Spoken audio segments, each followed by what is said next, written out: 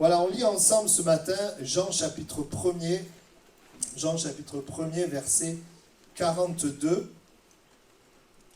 Jean 1, verset 42. On va même lire à partir du verset 40. André, frère de Simon-Pierre, était l'un des deux qui avait entendu les paroles de Jean et qui avait suivi Jésus. Ce fut lui qui rencontra le premier son frère Simon et lui dit « Nous avons trouvé le Messie », ce qui signifie Christ. Et il le conduisit vers Jésus. Jésus, l'ayant regardé, dit « Tu es Simon, fils de Jonas, tu seras appelé Céphas, ce qui signifie Pierre. » Amen. Voilà, nous sommes à un moment donné. Pierre ne connaît pas encore Jésus. Simon, Pierre, c'est la même personne. Il ne le connaît pas, il le rencontre. Et c'est assez étonnant ce que Jésus va lui dire. Et parce que Jésus va lui dire cette parole, tu es Simon, fils de Jonas, tu seras appelé Céphas, ce qui signifie Pierre. Et dans la signification de son nom, Céphas ou Pierre, ça nous parle en fait de solidité, de force, de roc. Et Jésus est en train de lui donner un nouveau nom. Alors il ne le donne pas au présent, il le donne au futur. Il dit, tu seras appelé Pierre. Mais ce qui est étonnant, c'est de voir que Jésus va donner ce nom alors qu'il ne le connaît pas. Alors qu'il ne le connaît pas encore. Et la suite de l'histoire montre que dans la vie de Pierre, il y avait tout sauf de la force, sauf le fait d'être un roc. Je vous prends quelques épisodes qui se sont donc passés après le texte qu'on a lu, où nous voyons à un moment donné Pierre dans la barque se tourner vers Jésus et dire « Maître, nous périssons, nous sommes en train de mourir ». Ou encore des moments où Pierre a marché sur l'eau et puis il va s'enfoncer et puis dire à Jésus « Sauve-moi ». Ou encore des moments où il va refuser qu'on lui lave les pieds. Et puis quand Jésus va lui parler, après il va dire ah ben, « Lave-moi tout entier ». Ou encore, et c'est le moment le plus connu, ce moment où il va dire « Je ne t'abandonnerai pas ». Et il va abandonner Jésus et il va tomber encore plus bas que les autres parce qu'il va le renier. Et il va le renier 3 fois. Donc quand on regarde un petit peu ce qui s'est passé dans sa vie, on voit beaucoup de choses, mais on ne voit pas ce que Jésus a dit. Cette parole, tu seras appelé Céphas. On voit ses faiblesses. On voit que Simon-Pierre n'était pas du tout fort. On le voit d'ailleurs même pêcher la nuit, ne rien attraper. Et Jésus pourtant va lui dire, tu t'appelles Simon, mais tu seras appelé Pierre. Et son nom, Simon, fils de Jonas, c'est notre identité, je dirais terrestre, notre identité sur terre. Moi, je m'appelle David, je suis fils de Jean-Claude, d'un homme, voilà. Et notre identité terrestre, c'est bien souvent la seule identité que nous connaissons. Et nous vivons selon ce que les choses de la terre, et souvent, et c'est le cas pour bien des personnes, et certainement pour Simon aussi, notre identité dépend bien souvent de nos expériences. Dépend bien souvent de ce que nous avons vécu. Ce que nous avons vécu nous influence. C'est une réalité. Et même parfois, quand on veut parler de notre identité, on va dire, voilà, moi je suis David, je suis professeur des écoles, je suis docteur, je suis mécanicien, je suis... Comme si notre identité était notre métier. Vous voyez, des fois, quand on dit présentez-vous, on dit je m'appelle machin et je suis ça ou je fais ça. Notre identité est bien souvent limitée à des choses très terrestres. Et pour cause, il y a une réalité. Si nous disons cela, c'est parce que ça fait partie de notre vie. Mais encore une fois, notre identité est liée à nos expériences. Et quand il y a des défauts, quand il y a des choses qui ne vont pas, il est très facile de faire du défaut l'identité de la personne. Vous avez sûrement entendu comme moi dire il est dans l'alcool, c'est un alcoolique. Voilà, il voit mal, c'est un bigleux. Ou encore, c'est un colérique, ou c'est un drogué, ou il est malade. D'ailleurs, on ne dit pas il a une maladie, mais on dit il est malade. Ou c'est un fou, ou c'est un menteur, ou il est maudit. C'est très facile, à partir d'un défaut ou d'un péché, de faire l'identité. Et on le voit avec un homme dans l'Ancien Testament, son nom veut dire usurpateur, Jacob, le trompeur. Et c'est vrai que l'expérience qu'il a eue, c'est qu'il a trompé les gens. Et nous le verrons tout à l'heure, mais notre identité terrestre est influencée par le péché et liée au péché à cause de cette chute. On en parlera dans quelques instants. Et donc, peut-être que ce matin, tu te vois comme un raté parce qu'il y a eu des ratés dans ta vie. Ou peut-être que tu te vois comme quelqu'un de bien, de supérieur, parce qu'il y a eu des réussites dans ta vie. Souvent, nos expériences influencent ce que nous sommes. Des fois, on dit « je suis un imbécile car je me suis fait avoir ». Donc le fait de te faire avoir vient donner une identité d'imbécile. Souvent, nous nous voyons au travers de nos expériences. Et nous nous voyons bien souvent négativement. Ce n'est pas le cas pour tout le monde. Des gens qui pensent que c'est les meilleurs du monde. Mais nous nous voyons négativement. Et nous savons pourquoi la Bible dit que l'homme est pécheur. L'homme est pécheur et parce que l'homme est pécheur, il est éloigné de Dieu. Il ne sait plus où est Dieu et il ne connaît pas finalement l'identité de Dieu. Et quand Jésus dit à Simon, tu seras appelé Céphas, Jésus est en train de lui donner l'identité du ciel, l'identité de Dieu. Sais-tu que Dieu a une identité pour toi? Le titre de mon message, c'est une guerre d'identité. Parce que nous vivons dans notre vie bien souvent sans connaître l'identité que Dieu veut nous donner. Et quand nous ne connaissons pas l'identité que Dieu veut nous donner, eh bien, qu'est-ce qui vient déterminer notre identité? C'est le péché. Parce que nous sommes pécheurs et parce qu'il y a dans l'homme une puissance qui nous pousse à faire le mal et à ne pas faire le bien. C'est pour ça que quand un péché est plus prononcé chez quelqu'un, mais très rapidement, pour reprendre l'image de l'alcool, eh bien, très rapidement, on va dire c'est son identité, c'est un alcoolique. Parce qu'il est dans l'alcool, parce qu'il boit, parce qu'il n'arrive pas à s'arrêter. C'est notre identité. Et je dirais que sans Jésus, sans Dieu, eh bien, nous sommes destinés finalement à une identité marquée par le péché. Une identité qui vient nous détruire et qui détruit ceux qui sont autour de nous. Et je pense que Simon, lui aussi, se voyait au travers de ses expériences. D'abord, il se voyait comme un pêcheur de poissons, parce que c'était un pêcheur de poissons, mais à un moment donné, il s'est vu aussi comme un pêcheur, cette fois pas de poissons, mais un pécheur dans le sens éloigné de Dieu. Vous vous souvenez quand il a vu la pêche miraculeuse, il a vu Jésus faire un miracle, il a dit « Retire-toi de moi, je suis un homme pécheur ». Il y avait une conviction qui était là. Et souvent, nous nous voyons seulement au travers de notre métier, au travers d'une réussite, au travers d'un échec, mais j'aimerais te dire que tu as bien plus de valeur que tes expériences et que Dieu a une identité qui est au-delà et au-dessus de tes expériences. Amen. Ça, c'est important. Jésus donc donne un autre nom à Simon parce que pour Jésus, Simon n'est pas né EST, n'est pas ses échecs. Simon n'est pas égal à ses échecs. Même si ce nom est au futur, parce qu'il y aura le besoin pour Simon de rencontrer Jésus et de suivre Jésus, eh bien, j'aimerais vous dire que Dieu a un nom qui s'applique à partir du moment où je décide de croire en Jésus. À partir du moment où je décide de croire en Jésus, une nouvelle identité m'est donnée. Et c'est le fait de suivre Jésus qui va permettre à Dieu de renouveler mes pensées pour que je devienne et que je sois et que je vive selon l'identité de Dieu. C'est très important. Un nom donné par Dieu, une identité déterminée par Dieu. Pas par mes erreurs, pas par mes péchés, pas par mes manques, ou pas par le péché des autres, les blessures des autres, qui font de moi maintenant un blessé.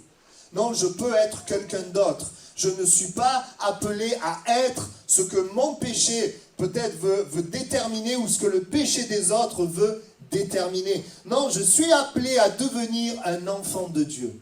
Un fils, une fille de Dieu, un serviteur de Dieu, bien plus élevé que mes pensées, un ambassadeur du royaume de Dieu. Nous sommes, je suis, vous êtes des ambassadeurs du royaume de Dieu. Nous sommes pèlerins sur la terre et nous faisons partie du royaume. Quelque chose d'étrange dans ce texte, c'est que donc Jésus donne ce nom au tout début de leur rencontre alors qu'il n'y a pas eu encore d'expérience pour Pierre. Il n'y a pas encore eu d'expérience positive ou négative. C'est comme pour nous dire que ce ne sont pas nos expériences qui déterminent l'identité de Dieu. Ce ne sont pas nos expériences qui déterminent ce que nous sommes avec Dieu. Dieu n'est pas arrêté. Dieu sait tout. Dieu savait ce que Pierre allait faire. Mais ça n'a pas empêché Dieu de dire à Pierre, j'ai une autre identité pour toi.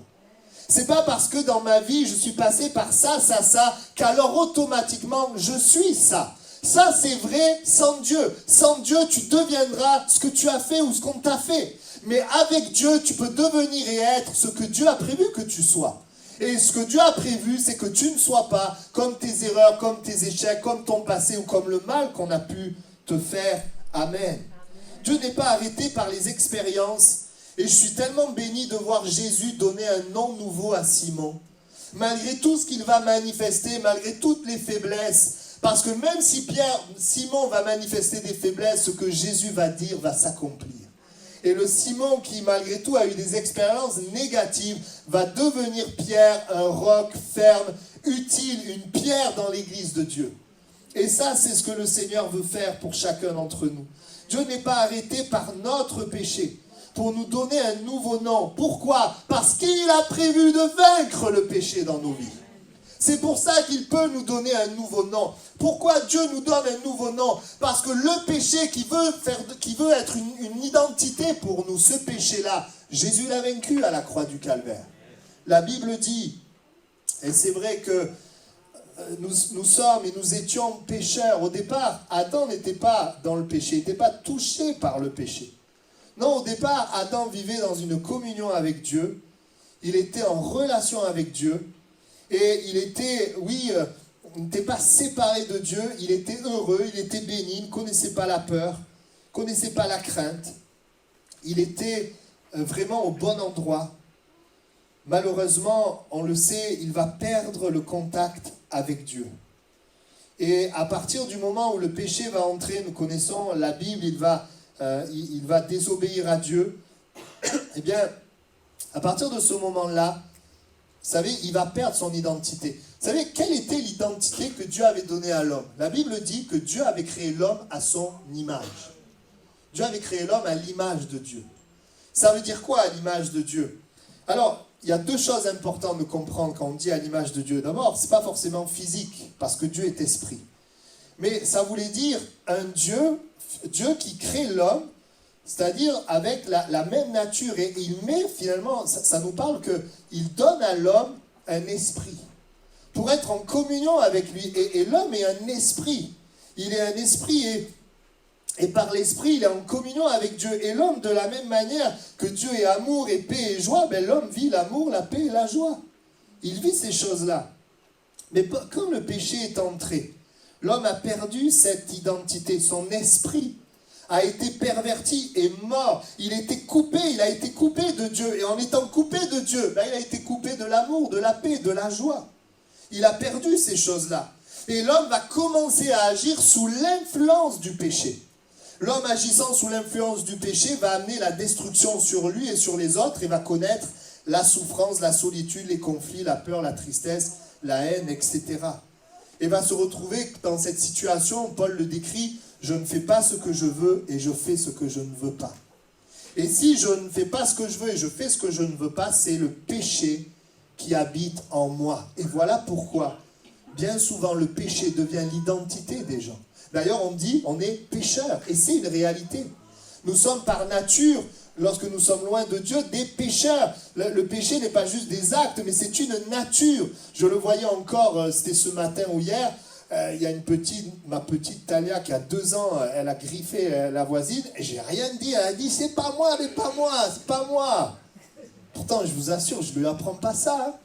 Le péché est une nature, c'est déjà là. Elle ne sait même pas encore dire des mots, elle sait déjà dire que c'est pas elle. Vous comprenez? C'est une nature. Et nous sommes là, il y a la marque de Dieu. On veut faire le bien, on veut construire, on veut réussir. Mais on est marqué par le péché. Dans notre nature, on est pécheur. La puissance du péché est là. Et sans Jésus, le péché est notre identité. Sans Jésus, nous sommes pécheurs perdus. Mais en Jésus, nous ne sommes plus des pécheurs. Nous devenons l'habitation de Dieu, le temple de Dieu. Et l'Écriture dit spirituellement alors que nous étions destinés à la vie, par le péché, nous sommes allés vers la mort et que nous sommes devenus des enfants de colère. Enfants de colère par nos œuvres, fils du diable. Et les choses qui se manifestent sont les œuvres de la chair, l'orgueil, l'égoïsme, l'impureté, la magie et toutes ces choses contraires à Dieu. Et quand Jésus meurt sur la croix, c'est pour nous ramener dans l'identité perdue par le péché, pour que nous devenions des enfants de Dieu par adoption. Jésus va porter le péché qui faisait de nous des enfants de colère pour faire de nous des enfants de Dieu. La Bible dit, il nous a délivrés de la puissance des ténèbres et nous a transportés dans le royaume du Fils de son amour. Nous devenons enfants de Dieu, nous devenions citoyens du royaume de Dieu, citoyens du ciel. Amen. Et ça, c'est tellement important. Pour Dieu, ce ne sont pas les circonstances qui te déterminent. Vous savez, si les circonstances nous déterminaient, il n'y aurait pas eu d'apôtre Paul. Parce qu'avant d'être l'apôtre Paul, c'était un homme qui s'appelait Saul et qui respirait la menace et le meurtre. C'est un homme mauvais, méchant. Pour tous ceux qui n'ont pas d'espoir pour que des gens changent, pense à Saul de Tarse. C'était quelqu'un qui avait une certaine connaissance, une certaine volonté. Il avait une certaine direction, il faisait du mal. C'était un peu un fanatique religieux, en gros c'était cela. Et cet homme-là, si les circonstances devaient déterminer qui il ne serait jamais devenu l'apôtre Paul. Mais il est devenu un autre homme. Un homme complètement différent, un homme rempli d'amour, rempli de compassion, un homme qui va garder les convictions mais dans la vérité. Un homme qui va être un disciple de Christ, un apôtre utile pour le royaume de Dieu. Pourquoi? Parce que Paul, il va considérer son ancienne identité, on le verra dans quelques instants, comme de la boue, et il va considérer Christ comme un trésor. Et c'est ce Christ-là, et c'est en lui que nous sommes une nouvelle création, que nous avons une nouvelle identité, et que nos œuvres, nos pensées, nos paroles, tout est renouvelé, régénéré, restauré, et que nous pouvons refléter Jésus. Ce n'est pas ton changement qui amène l'identité, mais c'est l'identité qui amène le changement. C'est Christ lui-même qui peut amener un changement. Et Jésus ne nous voit pas comme le monde nous voit.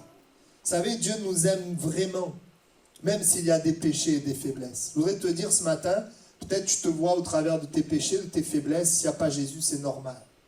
Mais je voudrais te dire que Dieu t'aime vraiment. Jésus t'aime vraiment et Jésus t'aime tant. Il t'aime tant qu'il a donné sa vie pour que tu deviennes quelqu'un d'autre. Vous voyez, Jésus, dans son amour, il n'attend pas qu'on change pour nous accepter. Il nous accepte tel qu'on est. Parce qu'il sait très bien qu'on ne peut pas se changer. Donc il nous aime et il nous accepte comme on est. Mais parce qu'il nous aime, il ne nous laisse pas comme on est. Il vient nous transformer et nous changer. Parce que Jésus n'est pas venu pour que le péché nous détruise et soit notre identité. Jésus est venu et mort sur la croix pour vaincre le péché. Il est ressuscité afin que le péché soit vaincu dans nos vies. Que cette nouvelle identité, ça ne soit plus le péché, mais que ce soit la gloire de Dieu. Amen. Jésus ne voyait pas Pierre au travers de ses faiblesses. Il voyait ce que Dieu allait faire dans sa vie. Jésus savait que il y avait une nouvelle identité pour Simon. Identité au-delà de l'identité terrestre. L'identité de Dieu. Amen. Vous savez, Jésus a triomphé véritablement du péché en ressuscitant. Jésus va donc mourir, il va ressusciter. Et par cette œuvre à la croix du Calvaire, c'est lorsque nous croyons véritablement en lui que notre esprit, qui est la partie spirituelle, qui nous permet d'entrer en contact avec Dieu, cette partie que les animaux n'ont pas, cette partie spirituelle va être régénérée. Et nous devenons un esprit nouveau. Et cet esprit est régénéré et il met son esprit dans notre esprit. Voilà pourquoi un chrétien n'est pas quelqu'un qui obéit à des lois, mais un chrétien, c'est quelqu'un qui devient l'habitation de Dieu, et Dieu en lui permet de vivre selon la loi de Dieu, la volonté de Dieu. Parce que tu peux essayer de vouloir respecter la loi de Dieu. Si Dieu n'habite pas en toi, je te souhaite bon courage. Tu y arriveras 2 semaines, 1 mois, mais tu ne pourras pas y arriver véritablement. Nous avons absolument besoin que Dieu nous aide, qu'il y ait le secours de Dieu. Et ça, c'est l'évangile. Quand Jésus meurt et ressuscite, c'est pour nous pardonner, mais pas seulement nous pardonner, nous délivrer, nous donner la victoire sur le péché. On pourrait se dire, puisque Jésus dit à Simon, tu te seras appelé Pierre, et que Pierre va se planter plusieurs fois, on pourrait se dire, mais est-ce que Jésus s'est trompé? Non, je crois que Jésus a annoncé ce que l'identité de Dieu pour lui. L'identité de Dieu. Amen. Et cela nous montre aussi que l'identité que Dieu nous donne ne peut pas se faire, ne peut se faire que par Dieu lui-même. Et que cette identité de Dieu est bien au-dessus de notre identité humaine qui nous déçoit si souvent. Amen. Vous savez, certains se voient perdus, et d'autres se voient bien. Il y en a qui se voient bien, et puis il y en a qui se voient perdus. La Bible parle de ceux qui se voient bien. Il est dit, Apocalypse chapitre 3, verset 17, excusez-moi. Parce que je suis riche, parce que tu dis, je suis riche, je me suis enrichi et je n'ai besoin de rien, et parce que tu ne sais pas que tu es malheureux, misérable, pauvre, aveugle et nu. La Bible parle de ces personnes qui pensent être bien, mais qui en réalité, spirituellement, sont aveugles, ne voient pas. Personnes qui se trompent eux-mêmes et qui ont dans leur cœur toujours un vide, qui remplissent bien sûr par tout ce qui est matériel. Et puis, il y a ceux qui se voient au travers du péché.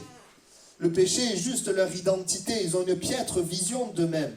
Ils se voient avec la honte, la culpabilité, la condamnation, la tristesse, ne s'aiment pas, colériques, esclaves, indifférents, durs, blessés, incapables, handicapés, dans un domaine triste. Et on peut se voir comme ça.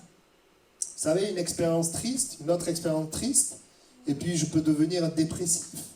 Je peux demeurer dans cette tristesse. Les choses qui sont là, les expériences qui sont là et qui nous influencent. Et finalement, quel choix avons-nous? Est-ce que nous choisissons ce que nous traversons? Est-ce que nous choisissons le mal que les gens peuvent nous faire? Est-ce que nous avons le choix? Nous ne choisissons pas cela. Et finalement, sans Jésus, eh bien, nous sommes quelque part destinés à ce que toutes ces choses forgent une identité. Malheureusement, si vous regardez notre monde, il n'y a pas grand-chose de positif, beaucoup d'apparence, mais si on creuse un peu, on se rend compte qu'il y a bien des souffrances, bien des choses qui ne sont pas très belles. Et je voudrais vous dire qu'en Christ, tu peux être quelqu'un d'autre. En Christ, tu peux être doux. En Christ, tu peux être maître de toi. En Christ, tu peux être aimant. En Christ, tu peux être guéri. En Christ, tu peux être capable. Tu peux être utile. Tu peux être joyeux. En Christ, c'est possible. Sans Christ, nous serons influencés par ce péché. Mais Jésus, eh bien, il est venu justement pour nous donner une autre identité. Enfant de Dieu, fils de Dieu, reflétant Dieu dans notre vie. La Bible dit que Jésus, c'est la vie. Et que quand nous recevons Jésus, eh bien, nous recevons aussi la vie. Je suis content de savoir que Jésus nous voit comme Dieu nous voit alors que nos défauts sont toujours là. Il n'a pas gommé les défauts pour Pierre, mais il a mis son esprit en lui pour vivre cette nouvelle identité. Et vous savez, des fois, on voudrait que Dieu fasse tout, mais vous savez, Dieu il nous donne son esprit pour que nous vivions autre chose que ce que nous avons pu vivre. Et je le disais tout à l'heure, Paul, avec son ancienne identité, vous voyez, il en parle dans Philippiens 3, 4, jusqu'au verset 7, il dit « Moi aussi, j'aurais sujet de mettre ma confiance en la chair. Si quelque autre croit pouvoir se confier en la chair, je le puis davantage. » Et là, il parle de son passé, ce qu'il était. Moi, circoncis le 8e jour de la race d'Israël, de la tribu de Benjamin, hébreu né d'hébreu, quant à la loi pharisien, quant aux zèles persécuteurs de l'Église, irréprochable à l'égard de la justice de la loi. Mais regardez ce qu'il dit, mais ces choses qui étaient pour moi des gains, je les ai regardées comme une perte à cause de Christ. Il a regardé son passé parce que Dieu ne voulait pas que Paul demeure dans les choses du passé. Il était devenu une nouvelle création et il voulait aujourd'hui eh bien vivre en Christ, par Christ. Et c'est de cette manière que Paul est devenu ce qu'il est devenu. Une nouvelle identité, un homme de conviction, de compassion, un homme capable, un homme résistant face à l'épreuve, un homme humble, un homme fort, un homme sage. Il est devenu à cause de Christ. Et j'aimerais dire ce matin que Dieu a une nouvelle identité pour toi. Et qu'en Christ, nous pouvons être différents. Peut-être tu es venu m'écouter ce matin et tu vois dans ta vie des choses qui se manifestent. Ces choses te font souffrir. Parce que tu n'es pas destiné d'abord à croire que ces choses sont ton identité. Et parce que tu n'es pas destiné à demeurer dans ces choses-là. Dieu nous donne une identité d'enfant de Dieu. Quand nous sommes enfants, fils ou filles de Dieu, ça veut dire que Dieu est notre Père. Et vous savez, c'est toujours intéressant de savoir que l'identité de Dieu, elle correspond à ce qu'est Dieu lui-même. Vous voyez, Dieu, quand on regarde la Bible, il est comment? Eh bien, Dieu, il est riche en bonté. C'est un Dieu qui est riche en bonté. Et quand nous sommes enfants de Dieu, nous sommes appelés à vivre la bonté. La bonté, sa bonté, non seulement pour nos vies, mais aussi à la transmettre. Dieu, il est puissant. Dieu, il est saint. Dieu, il est grand. Et quelque part, eh bien, il désire que ces choses-là, nous les vivions. C'est ce qui est prévu dans notre nouvelle identité. Nous sommes appelés à vivre sa puissance dans notre vie et au travers de notre vie. Toujours pour nous et au travers de nous. Nous sommes appelés à vivre sa sainteté, sa grandeur. Et j'en ai cité que quelques-uns, mais j'aurais pu en citer bien plus. Jésus, quand il a commencé le ministère, il a entendu la voix du Père. « Voici mon Fils bien-aimé en qui j'ai mis toute mon affection. » Il y avait l'amour.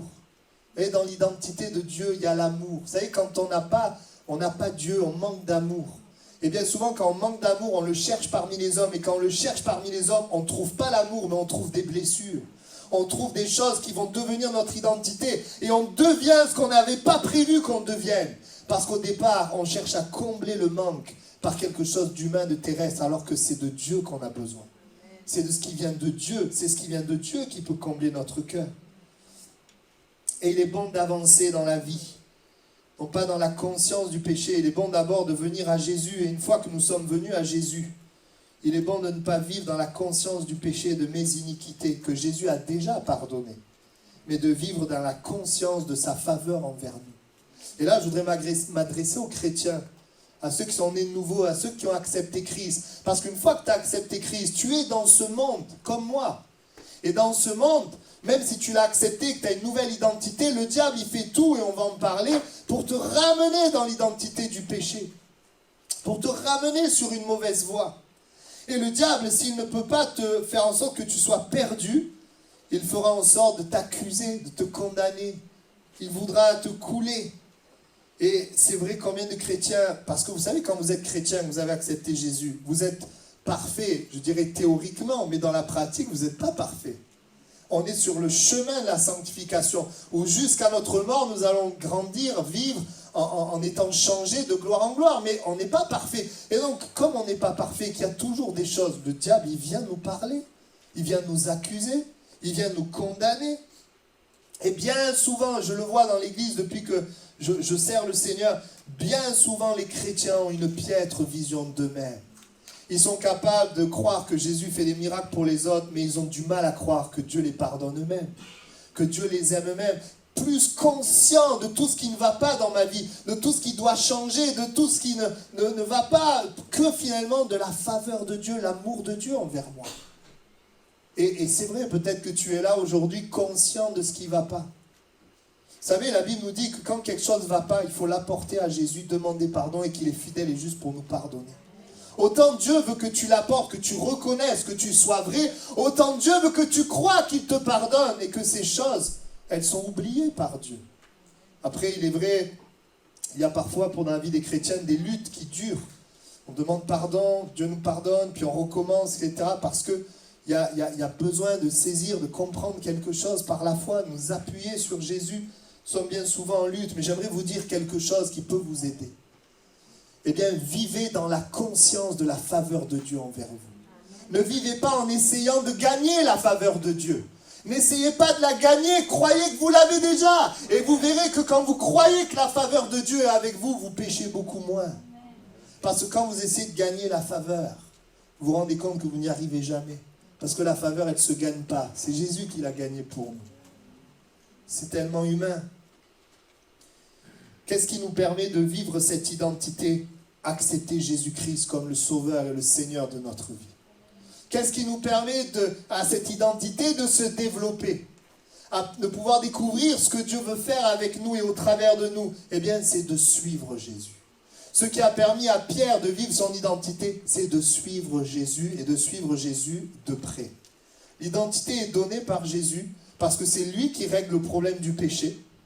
Mais une fois qu'il nous a donné, le diable est toujours là avec ses mensonges. Même si Dieu te sauve, même si tu as une nouvelle identité, tu as néanmoins des réflexes du passé, tu as des mensonges qui sont là. Et sans le renouvellement de l'intelligence du Saint-Esprit, eh bien, tu seras peut-être sauvé, mais tu agiras selon l'ancien toi, ton ancienne identité. Parce que nous avons besoin que le Saint-Esprit renouvelle nos pensées. Il renouvelle nos pensées et il nous amène à découvrir ce que nous sommes en Christ. C'est tellement important. Amen. Alors j'aimerais, oula, je vois qu'il ne me reste pas beaucoup de temps, je vais devoir écourter. J'aimerais montrer au travers du prophète Daniel, eh bien, comment le diable a essayé de le faire sortir de son identité. Et comment nous pouvons demeurer dans ce que le Seigneur déclare de nous. Nous sommes des fils de Dieu, des ambassadeurs du royaume, et Dieu a prévu de nous utiliser les uns les autres d'une manière particulière. Il veut faire éclater sa gloire au travers de ta vie. Il prévoit de le faire. Tout est en lui et par lui. Alors, je vais essayer d'être rapide, mais si on regarde l'histoire de Daniel, dans Daniel chapitre 1er, verset 7, c'est très intéressant parce que si quelqu'un peut nous parler vraiment du combat, de la guerre d'identité, c'est Daniel. Parce que Daniel, son nom veut dire Dieu est mon juge, et bien sûr, il y avait la marque de Dieu, il fait partie du peuple de Dieu. Mais il est dit que, vous savez, il vit dans un temps où le peuple d'Israël, il a été déporté à Babylone. Donc c'est un temps difficile, un temps de défaite pour le peuple de Dieu, un temps de jugement. Parce que le peuple s'est rebellé, révolté, n'a pas écouté. Et ils arrivent à un point où il est déporté par le roi de Babylone, un roi idolâtre, païen, un roi qui ne croit pas en Dieu, qui adore d'autres dieux. C'est comme si tu vis dans un temps où le diable triomphe. Nous sommes dans ces temps-là, où le prince de ce monde, c'est le diable. Et le voilà, au verset 7, le chef des eunuques va leur donner des noms. Et va dire à Daniel, tu seras appelé Belshazzar. Et puis aux amis de Daniel aussi, il va donner des noms, mais je vais m'arrêter juste sur Daniel ce matin. Bel, c'était un dieu.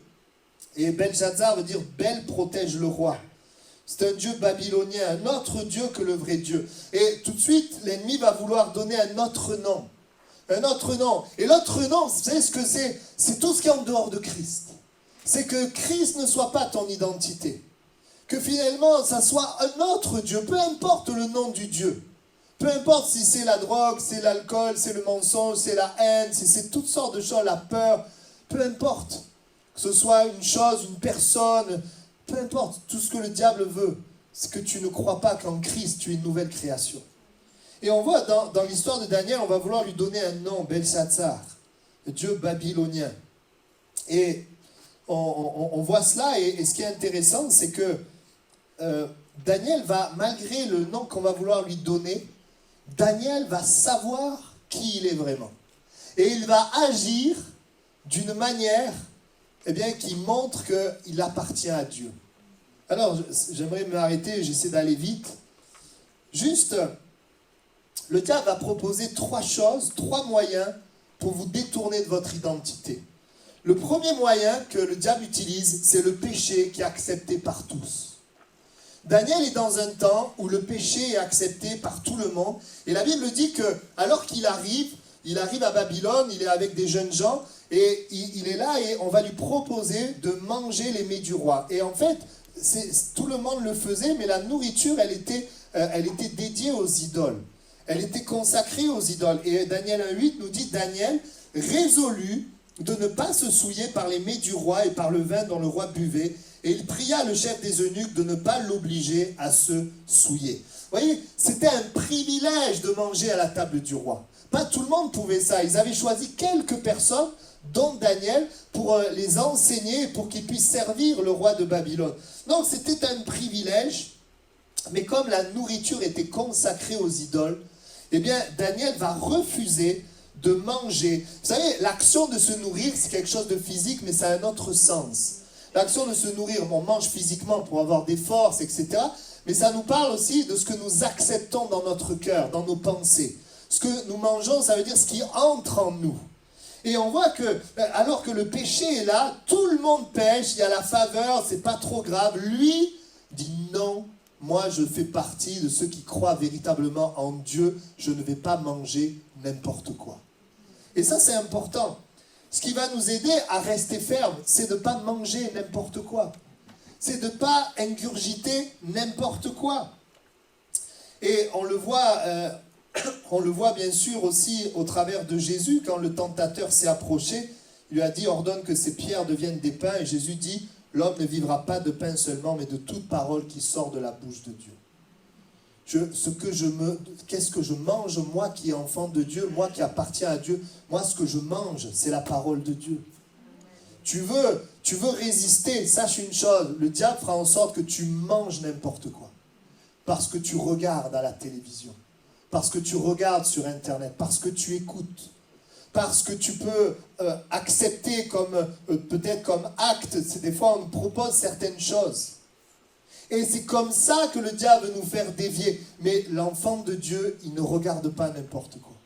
Il n'écoute pas n'importe quoi, il ne fait pas n'importe quoi. Non, il se nourrit de la parole. Et si ce que tu me proposes est opposé à la parole, alors je n'y touche pas. Si ce que tu me proposes n'est pas dans le sens de ce que Dieu veut, ce n'est pas mon identité. Je n'y touche pas. Aujourd'hui, nous sommes nourris d'impureté, de magie, de violence, de révolte, de peur. De peur. Au camp, on avait un enfant, il a raconté un cauchemar, il a raconté un truc, l'autre enfant a entendu ça, à partir de là, il a fait des cauchemars. On se nourrit de choses des ténèbres.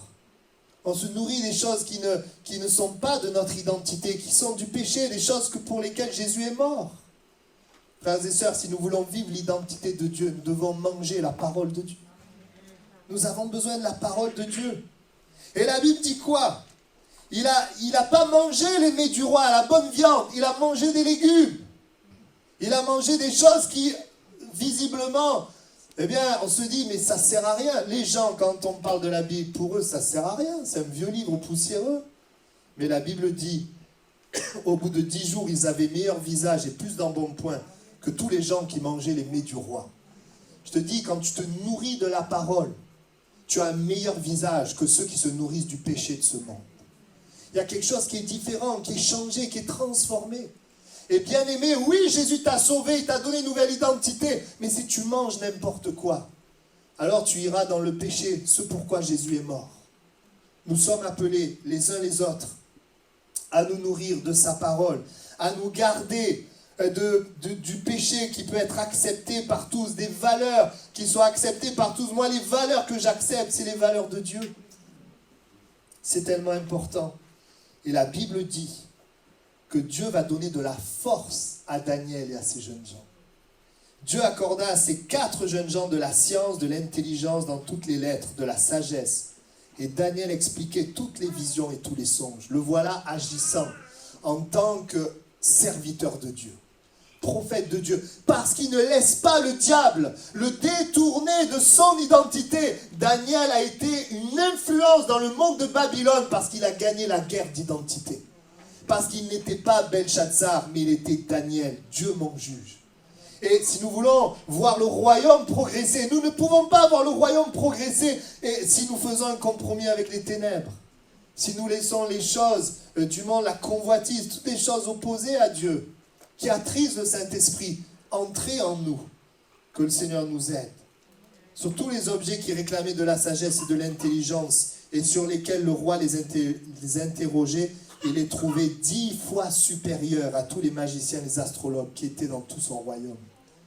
Il y avait une grâce de Dieu.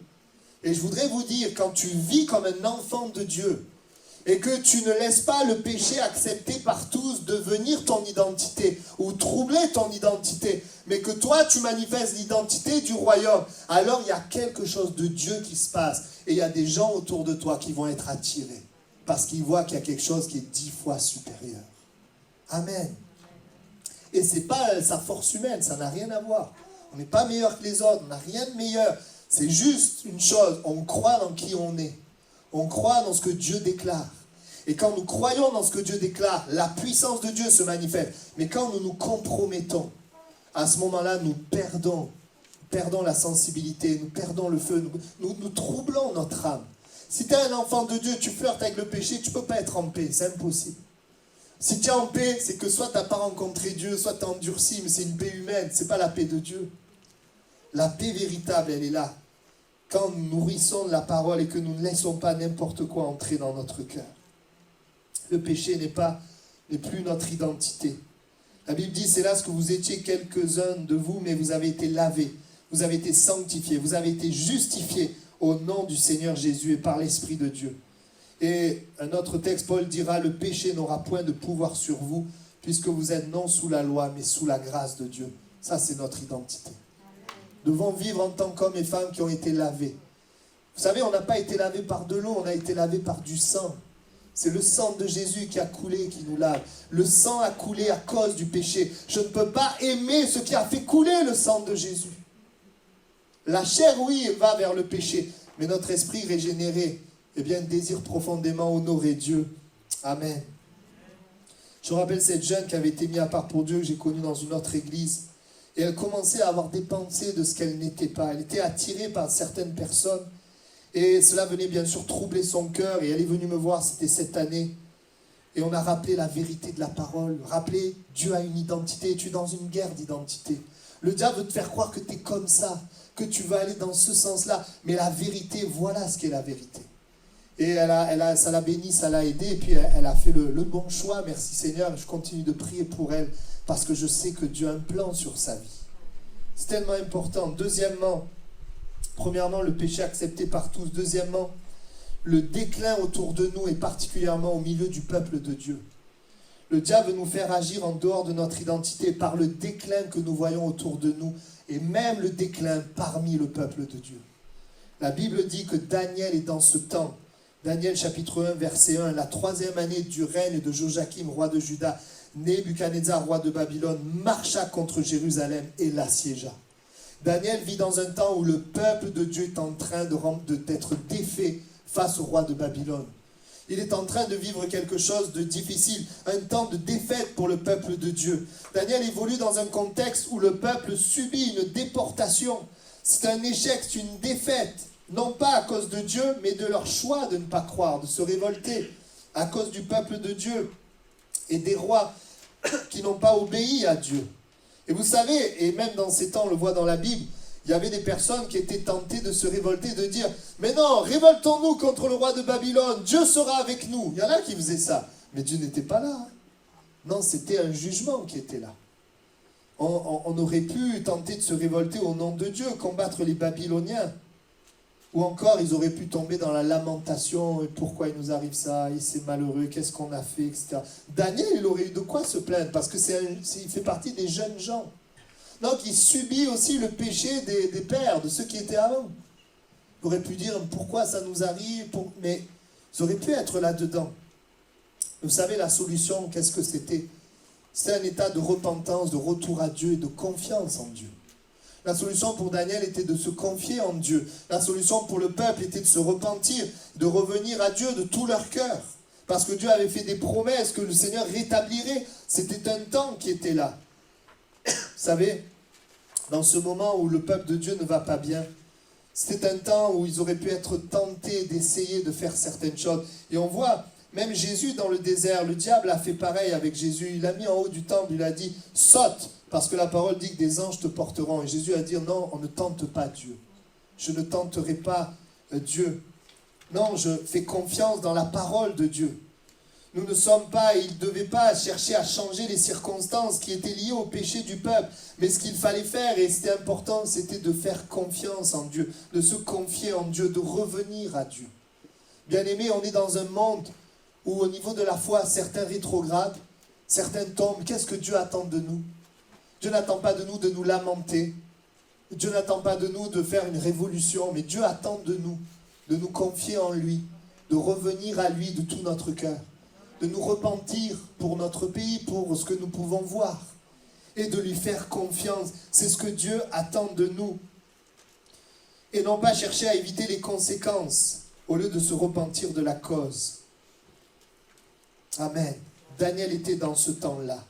Et il aurait pu prendre la température de ce temps. Sa vie spirituelle aurait pu prendre la température du temps dans lequel il vit. Il était tout seul avec ses quelques amis. Il n'y avait pas beaucoup de gens avec lui. Il était seul, comme beaucoup d'entre nous, là où nous sommes seuls. Et nous pouvons si facilement vivre un christianisme tiède, de compromis. Ça me fait penser à Samuel, qui était lui aussi dans un temps où on entendait peu la voix de Dieu. Un temps où les responsables spirituels déclinaient.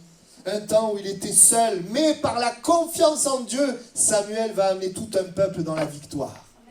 Et je voudrais vous dire ceci, même si autour de nous ça décline, même si certains abandonnent la foi, même si nous voyons parfois, oui, les croyants qui croient en Jésus aller dans le péché, être détruits par le péché, on pourrait se lamenter, on pourrait se révolter, mais Dieu nous dit ce matin, ce qu'il faut que tu fasses, c'est que tu me fasses confiance, que tu places ta confiance en moi. Ne juge pas à mépris, ne juge pas à mépris, et veille sur toi-même, garde-toi toi-même.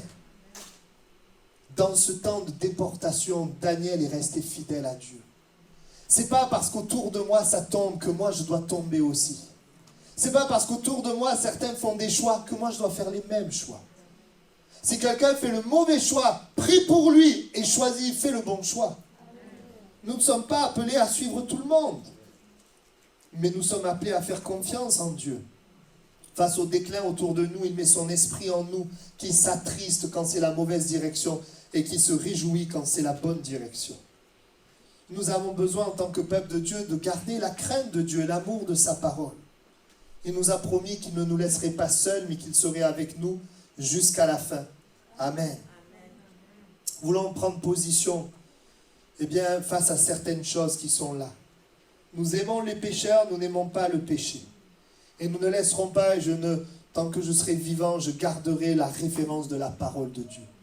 Le monde ne me dira pas ce que nous devons faire, c'est la parole de Dieu qui nous dit ce que nous devons faire. Vous savez, le péché avance de plus en plus dans notre monde. Le bien est appelé mal et le mal est appelé bien. Et aujourd'hui, je le vois dans l'église, même ici à Toulouse-Est.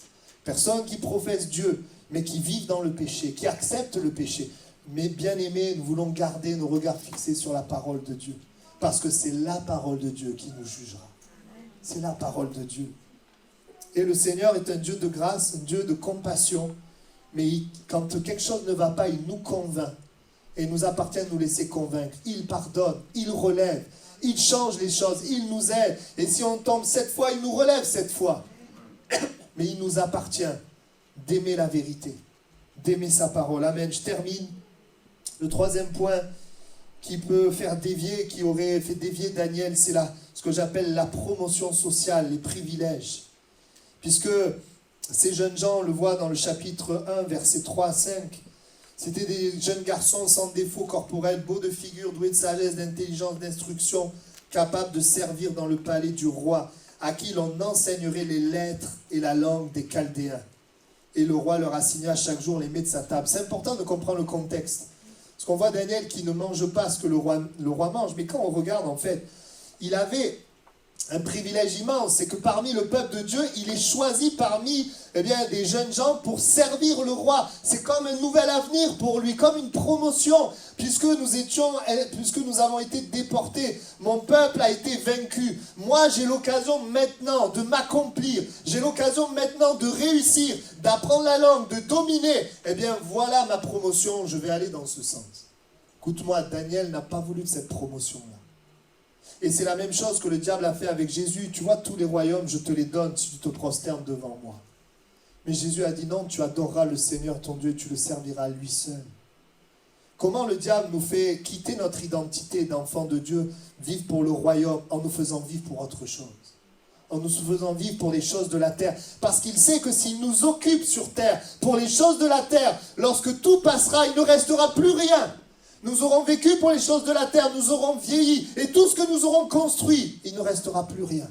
Et nous arriverons dans l'éternité comme des pauvres, étant passés à côté du but que Dieu avait pour nous.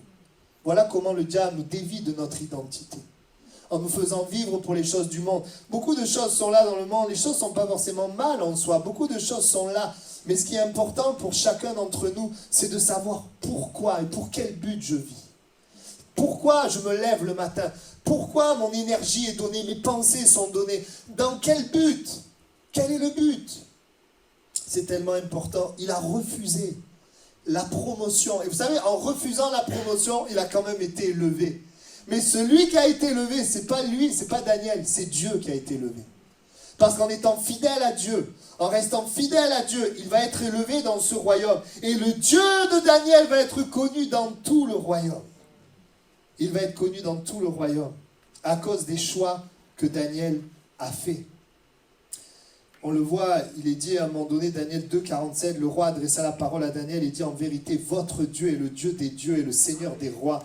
Il révèle les secrets puisque tu as pu découvrir ce secret. Voyez, si nous restons dans notre identité, nous impacterons, nous influencerons, non pas nous, mais Dieu au travers de nous influencera les gens qui sont autour de nous. Mais si nous poursuivons les mêmes buts que ceux qui n'ont pas Dieu, eh bien, il ne restera plus rien. Il ne restera plus rien. Bien sûr, on a tous un travail, des projets, c'est normal, c'est bien. Mais je voudrais vous dire que Dieu a un plan, que Dieu a des œuvres préparées d'avance. La rentrée arrive bientôt et je voudrais vous dire, même avec cette église toulousaise, Dieu a permis que cette église naisse pour que le royaume de Dieu s'étende. Non seulement dans nos vies, dans nos familles, dans ce quartier autour de nous, pour que nous puissions vivre son royaume. Amen. On va incliner nos têtes quelques instants et nous allons prier. L'église est là pour nous fortifier dans notre identité. Puissions connaître la parole de Dieu pour ne pas pécher contre Dieu. Soyons pas seuls face au déclin qui est autour de nous. Mais que nous puissions garder le regard fixé sur le Seigneur. Dieu a une identité, celle d'enfant de Dieu, citoyen du royaume de Dieu, du ciel. Marquant, et il a une mission pour nous, marquant ce monde du ciel, du royaume. La délivrance, le salut, la guérison, la transformation, la puissance, le caractère de Christ. Dieu a un plan pour nous, quelque chose qui est éternel. Et c'est quand nous vivons cela que notre cœur est comblé, parce que nous sommes des êtres spirituels à l'image de Dieu. Le matérialisme ne peut pas combler notre cœur. Et Dieu désire que tu deviennes ce qu'il a prévu. Ce matin, si tu crois en Jésus, il te donne une nouvelle identité. Il pardonne tes péchés. Il te permet de ne plus devenir, de ne plus être finalement la conséquence du péché. De ne plus être finalement ce que tu ne veux pas être. Il te permet d'être une nouvelle personne, une nouvelle création, en communion avec Dieu. Et si ce matin il y avait une personne qui finalement est comme identifiée par son péché, finalement, et qui ne connaît pas cette identité de Dieu, eh bien, que tu voudrais donner ta vie à Jésus, je t'inviterai à lever la main, je voudrais prier pour toi, comme pour dire je le veux, je veux de Jésus. Ouais, Dieu te voit, tu peux baisser ta main. Y a-t-il encore d'autres personnes ce matin qui désirent dire Jésus, je veux croire en toi et je veux que tu fasses de moi une nouvelle personne. Peut-être que tu es là au milieu de nous et tu luttes. Oui, Dieu te voit aussi, Dieu vous voit, tu peux baisser la main. Dieu vous voit aujourd'hui en train de lutter.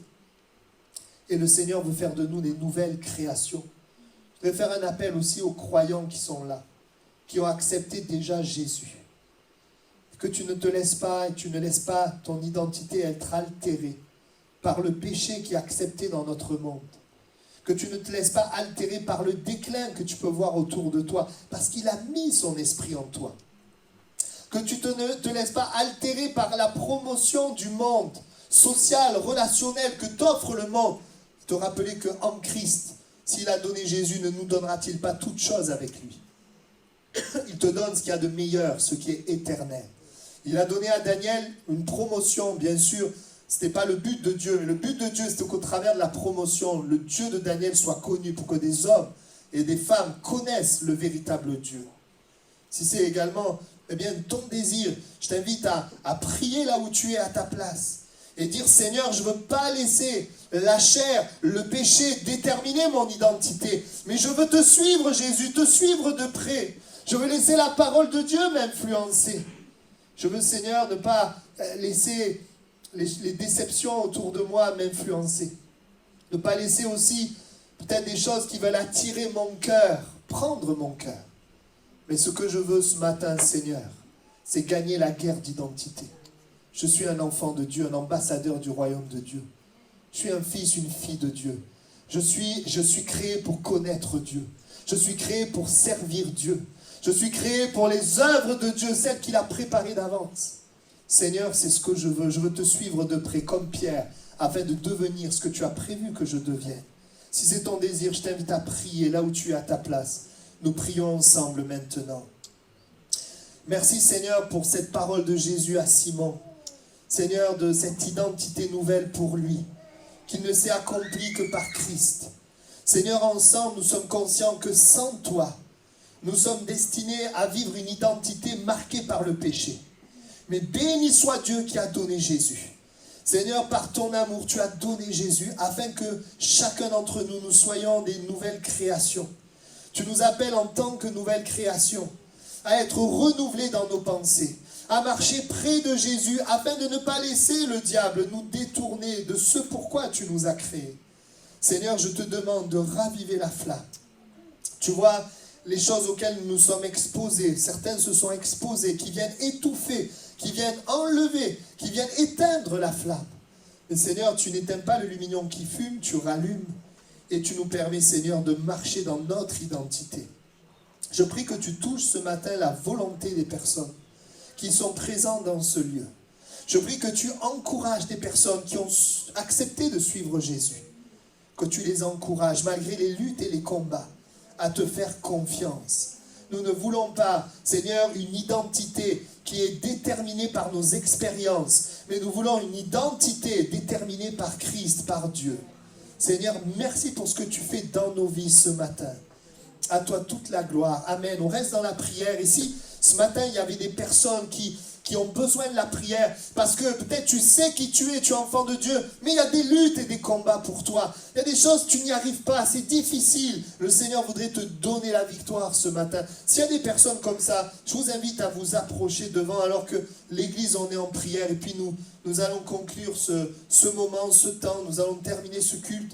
Mais avant, je voudrais donner l'occasion, s'il y a des personnes qui en ont besoin, eh bien de vous approcher devant. Si vous sentez que vous avez besoin de la prière, nous pouvons très bien prier là où nous sommes à notre place.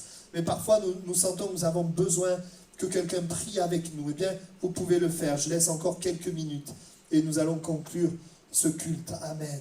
Voilà, il faut persévérer jusqu'à ce qu'on voit le changement. Persévérons dans la foi, dans la confiance. Moi, je sais que j'ai mis des années à me dépêtrer de la peur. Ça a été un combat. Mais le Seigneur m'a libéré de la peur. Alors, est-ce que ça veut dire que je n'ai plus jamais peur? Si, parce que tant qu'on est sur la terre, il y a des peurs qui arrivent. Mais vous savez, il y a des fois des choses qui s'installent en nous et que nous ne pouvons pas vaincre. Mais Jésus a vaincu pour nous. Amen. Je ne vais pas vous refaire une prédication. Je vous souhaite à tous, en tout cas, un très bon dimanche dans la nouvelle identité qu'il vous a donnée. Et on se retrouve jeudi, voilà, pour partager ensemble la parole de Dieu. Puis on se retrouvera encore la semaine prochaine. Bon dimanche à tous et à bientôt.